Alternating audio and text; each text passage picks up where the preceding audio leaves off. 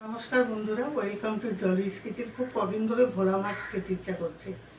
তো নেহার বাবাকে বাড়িতে ছিল, আমি বললাম যে একটু ভোলা মাছ ছিল না, এই ভোলাগুলো নিয়ে এসছে। এগুলো একটু সর্ষে বাটা দিয়ে ঝাল করব।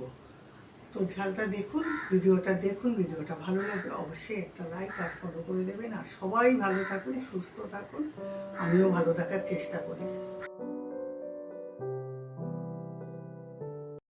দিলাম ভোলা মাছে হলুদ, দিয়ে দিলাম লবণ,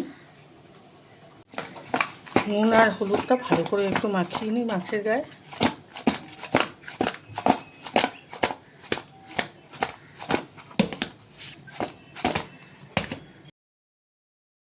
ভোলা মাছটা না কখনো ছাকা তেলে ভাজবেন না, তাহলে না ও একদম লেগে যায়। অল্প তেলে ভোলা মাছ ভাজতে হয়।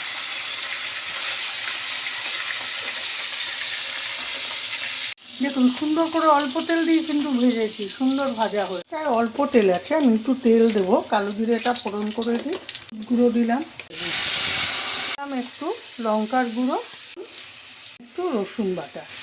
কেন গোমা রসুন দিলে? ভোলা মাছ তো নোনা মাছ। ও, একটু তেল অ্যাড করলাম।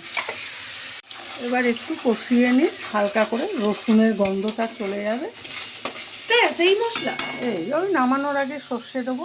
ভোলা মাছের মশলাটা হয়ে গেলাম, অল্প করে জল দিয়ে দিলাম। এইটুকুনি জল? এই তো মাছগুলো ডুবে যাবে, তো হয়েই গেছে। ভোলা মাছ বাজলেই শেষ রান্না। বাট আমি মাছগুলো দিয়ে দিলাম, আর একটু জল যাবে যখন সর্ষেটা দেবো।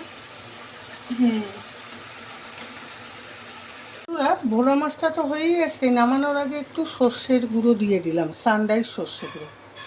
চোকলাটা দেবো না।